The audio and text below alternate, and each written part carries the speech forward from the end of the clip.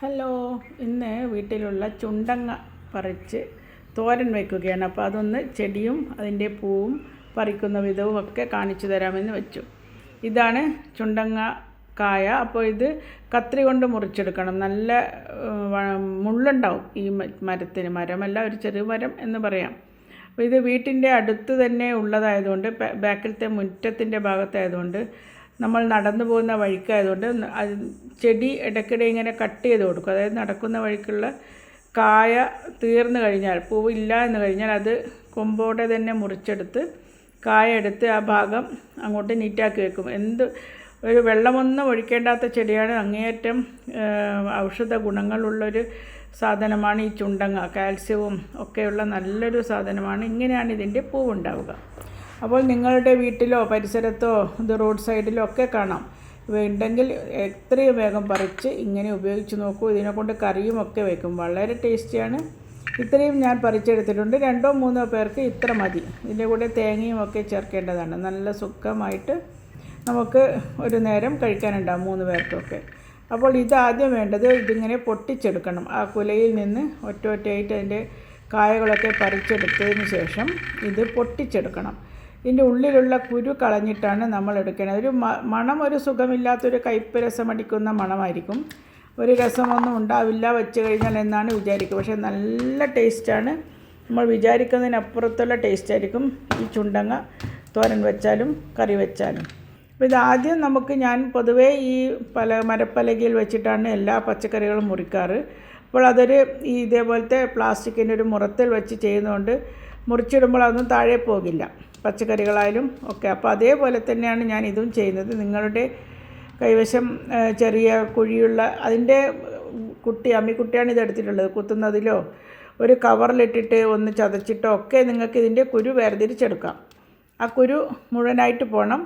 ഇത് ഒരല്പം നല്ല മൂക്കുന്നതിന് മുൻപ് തന്നെ ഇതിൻ്റെ കായ പൊട്ടിച്ചെടുക്കുന്നതാണ് നല്ലത്. ഒരുവിധം ചള്ളാകുമ്പോൾ നല്ല തോടിന് കുറച്ച് സോഫ്റ്റ്നെസ് ഉണ്ടാവും. ആ സമയത്ത് പറിച്ചെടുക്കുന്നതാണ് കൂടുതൽ ടേസ്റ്റ് ഉണ്ടാവുക. ഇതും അധികം മൂത്തിട്ടൊന്നുമില്ല. ഇത് നന്നായി ഒന്ന് ഉലച്ച് ഒന്ന് അമർത്തി തിരുമ്മി കഴുകണം.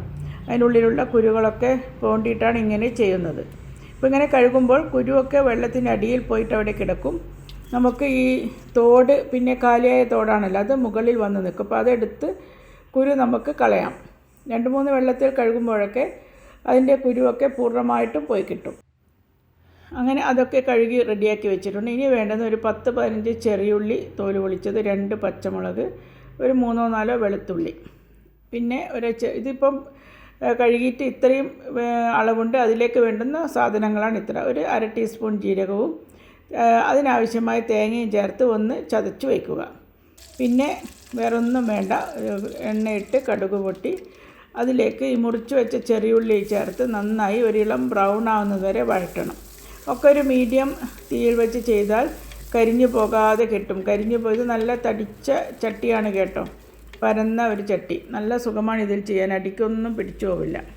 അപ്പോൾ ഉള്ളി ഇത്രയും ബ്രൗൺ കളറായി കഴിഞ്ഞാൽ അതിലേക്ക് നമ്മൾ കഴുകി വെച്ച ചുണ്ടങ്ങയുടെ തോട് ഇട്ടിട്ട് നന്നായി വഴറ്റണം. ഒരുവിധം നന്നായി വഴറ്റി അതൊന്ന് ചൂടായി ചെറിയൊരു വേവാവണം. പിന്നീട് നമ്മൾ ഒരല്പം വെള്ളമൊഴിച്ച് വേവിക്കുന്നേ ഉള്ളൂ. അങ്ങനെ വറുത്ത് കഴിഞ്ഞതിന് ശേഷം അതിലേക്ക് നമ്മൾ ജീരകവും വെളുത്തുള്ളിയും പച്ചമുളകും ഒക്കെ ചേർത്ത് തേങ്ങയും ചേർത്ത് ഉപ്പും ചേർത്ത് ഒരല്പം വെള്ളവും, ചട്ടിയിൽ അടിക്ക് പിടിക്കാതിരിക്കാൻ ഒരല്പം വെള്ളവും ചേർത്ത് മൂടി വെച്ച് വേവിക്കുക. അപ്പോഴത്തേക്കും നമ്മുടെ ഈ ചുണ്ടങ്ങ തോരൻ റെഡിയായിട്ടുണ്ടാവും. ആ വെള്ളം തീ കുറച്ച് വെച്ച് വറ്റി കഴിയുമ്പോഴേക്കും ഇത് നല്ല വെന്ത് നല്ല ടേസ്റ്റായിട്ടുള്ളൊരു തോരനായിരിക്കും. നിങ്ങൾ ഇതുവരെ ഉണ്ടാക്കിയിട്ടില്ലെങ്കിലും എവിടുന്നെങ്കിലും കണ്ടിട്ട് ഇത് എന്താണെന്ന് മനസ്സിലാത്തവരും ഉണ്ടെങ്കിൽ ഇത് എവിടുന്ന് കിട്ടിയാലും കളയരുത്. ഇനി ഇതിൻ്റെ കൂടെ ഇന്ന് ചോറിന് ഞാനൊരു സ്പെഷ്യൽ വിഭവമാക്കുന്നുണ്ട്. അതായത് കടുക് പൊട്ടിച്ചതിന് ശേഷം ഒരു 3-4 ഉലുവയിട്ട് ചൂടായതിന് ശേഷം പച്ചമുളക് കീറിയത് എണ്ണയിലിട്ട് നന്നായി വഴറ്റണം. ഇതൊരു 5 പച്ചമുളക് 2 പേർക്ക് ആവശ്യമുള്ളതാണ്. ഇത് 2 പേർക്ക് എത്തും. അത് നടുഭാഗം മാത്രം കീറാം, അല്ലെങ്കിൽ ഇങ്ങനെ മുഴുവനെ വെച്ച് ചീന്തിയിട്ടെടുക്കാം. പച്ചമുളകിൻ്റെ കുരു നന്നായി പൊട്ടിത്തെറിക്കും. ഒഴിക്കുമ്പോൾ ശ്രദ്ധിക്കണം. ദൂരെ നിന്ന് ഇട്ടതിന് ശേഷം ഒന്ന് വാട്ടുക. അതിലേക്ക് ഒരു 1/4 ടീസ്പൂൺ കായപ്പൊടിയും ഒരല്പം മഞ്ഞളും ചേർത്ത് നന്നായി വഴറ്റിയെടുക്കണം. അപ്പോഴത്തേക്ക് ഈ പച്ചമുളക് നന്നായി വെന്ത് വരും.